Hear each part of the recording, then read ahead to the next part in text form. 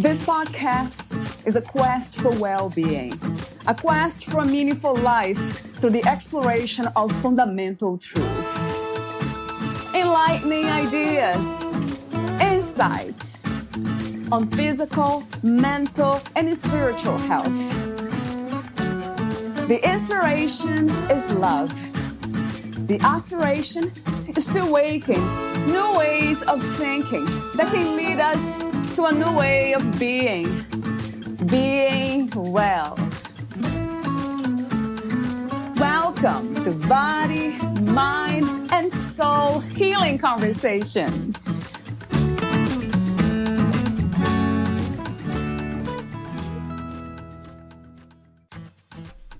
I've learned over the last several years that brushing tough things under the rug isn't the best solution. In order to move forward, we have to be able to let go of the past. Valeria Teles interviews Catherine Nikkel, the author of the Lightbulb Moments Journal, your guide to experience clarity and light up the world. Before Catherine became a copywriting sensation and influential storyteller, she was overcoming her own incredible challenges. From pregnancy and life in a teenage mom home at age 15, to a thriving career in social work, to sudden paralyzation that led to intense pain, pessimism, and six-figure debt. Catherine's success story is the stuff movies are made of. Today, she's a hotly pursued storyteller, content creator, and ghostwriter, helping CEOs, entrepreneurs, and influencers use their voice to make an impact. She uses her special talent for transforming fact and circumstance into compelling words as the ghostwriter of several books, thousands of blog posts, emails, sales pages, and more. She's a Huffington Post Contributor, thought leader for international brands, and nominated for the 2019 and 2020 Women of Influence Awards, recognizing successful women's achievements.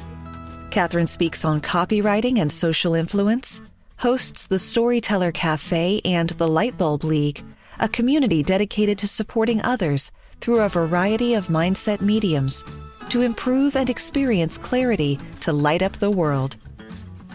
Her newly published Lightbulb Moments Journal, co-authored with Tim Holmes, has been a hot new seller internationally on Amazon and is helping people create lightbulb moments through guided journaling.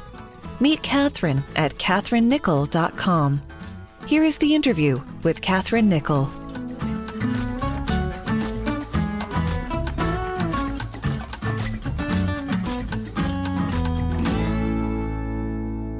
In your own words, who is Catherine Nikkel? Catherine Nikkel is, wow, we just jump right in there. First and foremost, I am a mother and an entrepreneur, just really looking to help people use their voice to make an impact. When you say use their voice, what do you mean by that? In all areas. I mean, historically, professionally, in social work, it was about advocating for people, helping them, specifically youth, advocate for themselves. And since transitioning from that over the past 5.5 years, is working with everyday people like you and I, use their voice intentionally and for good and for living a better life and a life of intention. So with that in mind, how did you find your intentional and authentic voice? Through a lot of ups and downs. I mean, being true to social work, especially when working with a vulnerable population, you're teaching them that it's okay to be them and it's okay to be themselves. And then as a result, it's important, in my opinion, that we practice what we preach. So the first official question is about 2020. What insights have you gained from the events in 2020?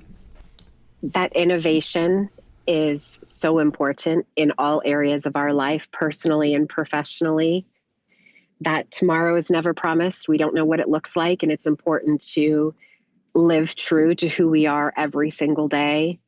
I've learned the importance of relationships, support circles, and really being available for people who need a shoulder or virtually need an ear, and just really being present. Talk to me about the greatest misconceptions about writing and storytelling. Absolutely. I believe that not everybody realizes how valuable the story is that they have inside of them. And I believe that people think it needs to be on this huge macro traumatic level where we live stories every single day. And those little stories are so much more relatable than, for example, catastrophic ones. And that by sharing our story, whatever that looks like in all aspects of whether it be spiritually, health and wellness, our mindset, our overcomings, our triumphs, whatever the case is, that there's a story in there every single day. And I believe that we're doing people a disservice not sharing it. What do you think is the purpose of the human experience? To live our best life, whatever that looks like for us, and not living with regret, and just believing that all things are possible. At this time, what do you think is the world's greatest need? Understanding of one another, where people come from, where they don't come from, their experiences, their emotions. What is the meaning of freedom to you? What is to be free, finally? Wow. To be free, I believe, is being afforded with options and choices that we can choose, again, that are best for us. So again, whether that be personally, professionally, whichever area of our lives, that freedom is really that privilege and that ability for choices. Do you practice any form of spirituality? It's only recently I've been exploring more of the world of meditation. I've always been a great deliverer of it, not always the best receiver of it, but I do believe that it's important to find the right person that you connect with, again, whether it be in person or virtually, that really fills that need for you. So if there's any form of spirituality that I practice, and again, very new, would be meditation. You wrote the book, The Lightbulb Moments Journal, your guide to experience clarity and light up the world. I love that. It's very light, even to read the title. It's beautiful. So how did you become a writer, and what was the inspiration and also the intention of writing this book? So I've been writing as long as I can remember, even into my late latency years. And when I started writing full-time over the past 5.5 years, it's been in the capacity of a storyteller, more so as a ghostwriter for other people.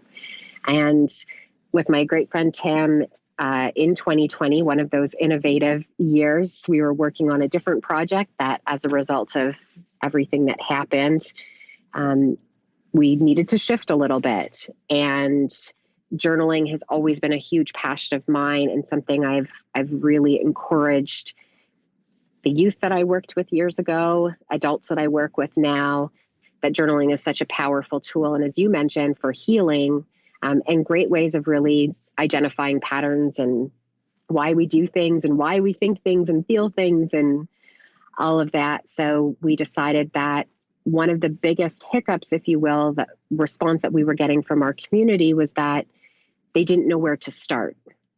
And they would look at a blank page and weren't really sure just how to, pen to paper intimidates a lot of people. True. And, we knew that there was a need, and we put together a couple guides for people that were super helpful, and the community asked for more, and we wanted to deliver on that promise.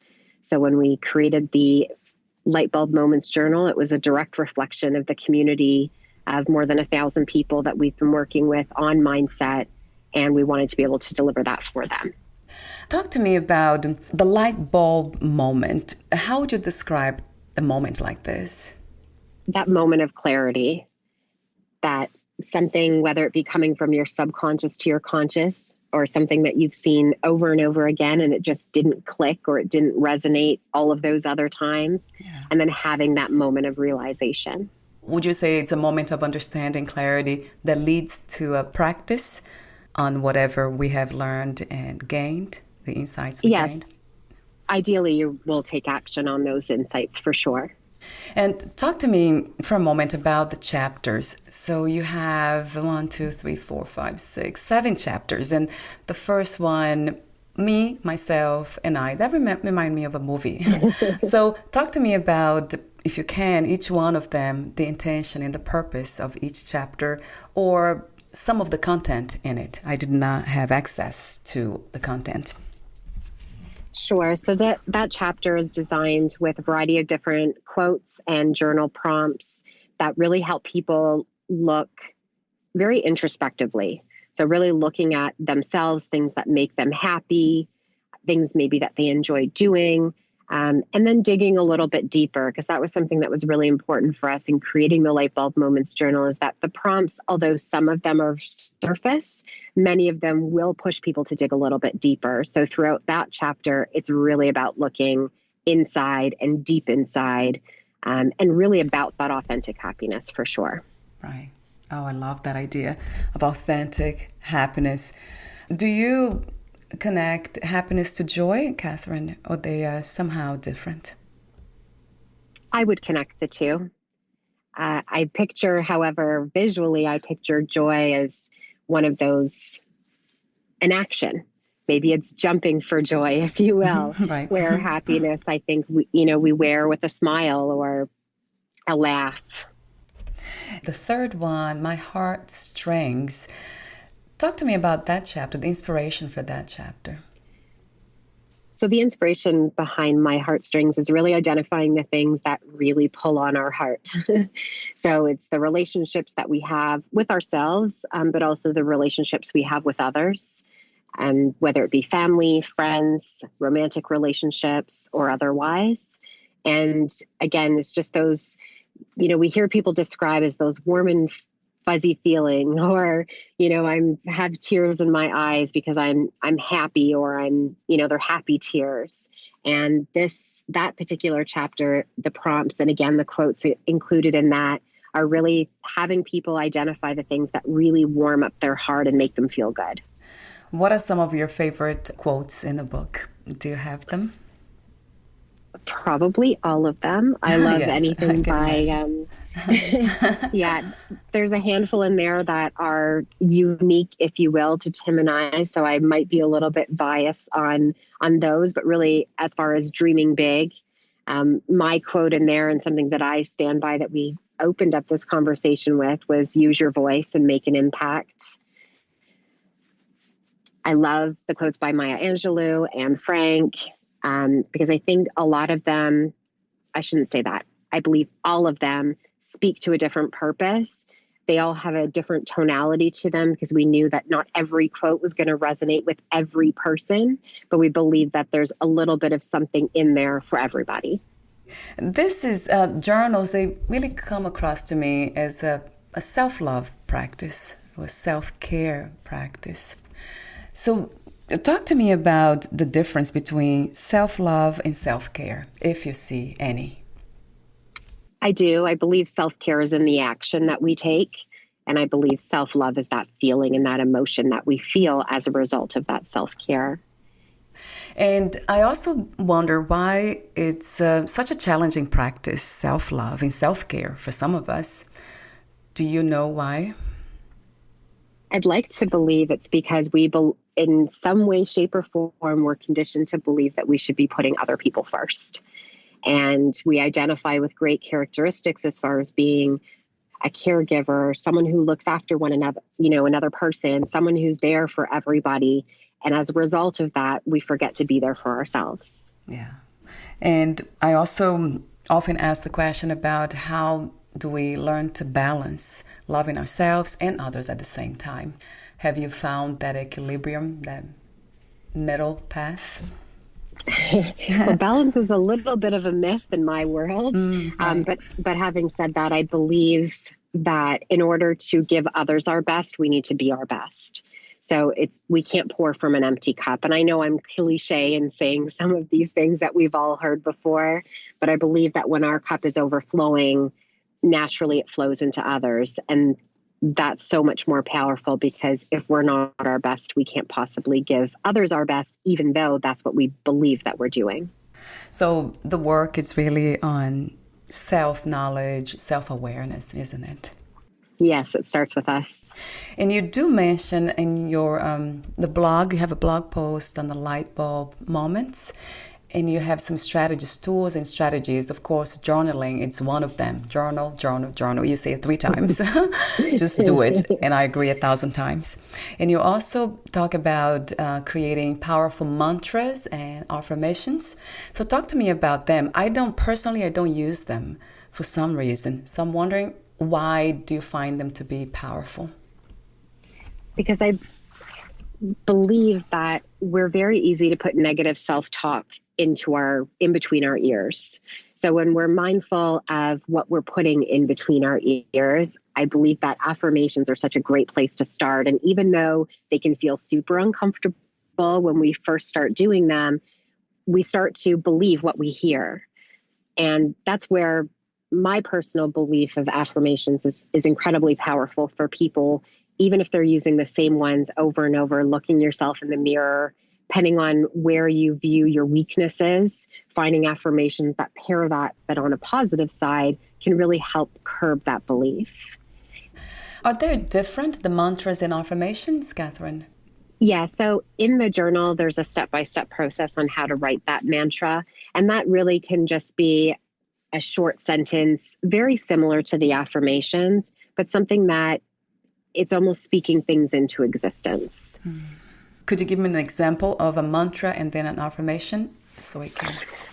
Sure. So an affirmation would be something as simple as, I am beautiful, I am smart, I am wonderful. Every affirmation should start with I am. Where a mantra would be, again, a little bit more complex, a sentence or two, but including the affirmation. So I believe that, or I am smart and I'm going to go on and accomplish X, Y, and Z. And then set boundaries. That's another one that you mention here. Talk to me about the importance of setting boundaries. We have to protect our own peace. And often we don't realize the amount of time, energy, emotion that people can take from us. And if we're not very clear with our boundaries, and of course, they're going to look different for everybody. But if we notice that we are disturbing our peace as the result of somebody else's actions, even how somebody else speaks to us, then it's really important to get very clear in a lot of ways what you will and will not tolerate in your own life. That has been a challenge for me my entire life, and it still is, especially saying no to family members. So how can we make that easier, the process of saying no in a kind way, if possible? Yeah, I don't know that it's ever going to be an easy process, but it is simple in a sense of the more we do it, when we set effective boundaries with other people, one of two things are going to happen. One, they're going to learn to respect it and stop taking that time or energy or emotion or what have you, where on the other side, they may just not be your people, but a lot of ways when it's people that are super close to us, as you mentioned, your family and your husband, I'd like to believe they want what's best for you. And as a result, they'll start to, I would hate to use the word conform, but they'll start to respect that boundary. And as a result, may even begin to set their own. So, they will learn from us. That's an interesting component that I didn't think about it. In some cases, it's important to understand that letting go will happen. Some people will distance themselves from us because, we are trying to set boundaries and they will choose not to be respectful, and then it's important to let go. Would you say that could happen, Catherine? Yes. Absolutely. And it's an unfortunate side effect of boundaries, but I believe that it helps us and empowers us in the long term. Yes, and I agree. And another question that I often ask is the difference between letting go and giving up. Sure. The letting go almost feels on a positive end, where the giving up for me feels on a negative end. And because there can be so many different variables to that, but I believe letting go again is about protecting our peace, is about looking after ourselves, is about loving ourselves. We're giving up those, again, that negative Nancy in between our ears creeps in and convinces us that we can't do something. And I believe that's where giving up comes in. And another tool that you mentioned earlier was the practice of mindfulness. So you have been practicing that yourself. Talk to me how you practice mindfulness and how do you suggest we do it too? Oh, well, mindfulness is such a broad topic. But for me, a lot of that was really living with intention. And I'll just share a quick story with you. Just over 5 years ago, I was in excruciating pain in my back. I walked into an emergency department, and 30 minutes later, I was paralyzed from the waist down. And I ended up undergoing emergency spinal surgery a couple days later, and then a number of weeks in hospital, followed by months of rehab. And thankfully, I'm able to walk again, but it's amazing how deep we need to look into ourselves when we're faced with what I'd like to describe as some type of adversity. And, thankfully I was able to rehab 100%. I'm walking again. But as a result of that journey, and as a result of, the darker side of coming off of narcotics, if you will, from the surgery, and just the roller coaster of emotions, that it's when I really started appreciating every single moment. And if there's one thing that mindfulness, whether it was through some of the books that I was reading, The Power of Now is among my top books, absolutely, for anyone really looking to live in the present. Again, more recently was meditation for me, but it was the journaling. It was finding a reason every single day to be grateful. I started different practices as far as before I go to bed every night, I write 10 things I'm grateful for, just on a notepad, because I have journals everywhere. And then starting the morning by reading that list. And it was just, again, instilling different self-care practices in my own life that I believe translate through the mindfulness, especially having gone through that experience personally a handful of years ago now. Did you ever find the cause for that back pain? What we do know is a disc broke in my back and lodged itself behind my spinal cord. And that was the reason for the paralysis. When it comes to healing, do you always connect emotional healing to physical healing? Or sometimes emotional healing can come before physical healing? I believe it starts with our emotional healing. Me too, which I call it actually spiritual healing, going a little further, because I really see everything as energy or spiritual, subjective, not really objective. So, yeah, but it makes sense that emotions are deeply connected with the spiritual realm. So we're almost at the end. I do have a few more questions for you, the ending questions. Would you like to add anything or read a passage in your book, in your journal? I don't have the journal in front of me while we're chatting. I apologize for that. But I do want to say that the response that we've received thus far from the Lightbulb Moments Journal has just been absolutely incredible. I believe that it was the real intention of why we put the journal out, was helping people not just experience those light bulb moments, but really to take things a step further, because a lot of the content that we see out there, and I'm sure you can relate to this, is very surface. And there's a lot of why we should do things, but not how we should do things. And it's just been an absolute privilege to deliver this journal to our communities and internationally now. And, it's afforded me the privileges of connecting with incredible people like yourself. So I appreciate that so much. So I have a few more questions, the ending questions, I think 4 of them. How do you define success these days, Catherine? What is to be successful to you? To be happy. Yes. Yeah. And I know that just seems so short and simple, but, we look at different ways of gauging success. And again, that can look so different for everybody else. But when you are rich in happiness, it can take you to places that you never believed possible. And I agree, especially when it comes from inner peace. I always try to go within and find that contentment for life, exactly in acceptance the way it is, so I can express happiness. So yeah, it makes sense to me that that the manifestation of inner peace would be happiness and joy, right? And my other question is, what was the hardest lesson to learn about yourself in life as of today? Wow. The hardest lesson I've had to learn about myself is that it's okay to not always need to be right. I definitely suffered from being a perfectionist. Maybe it's as a result of being an overthinker. But having said that, I've learned that we can learn so much from other people.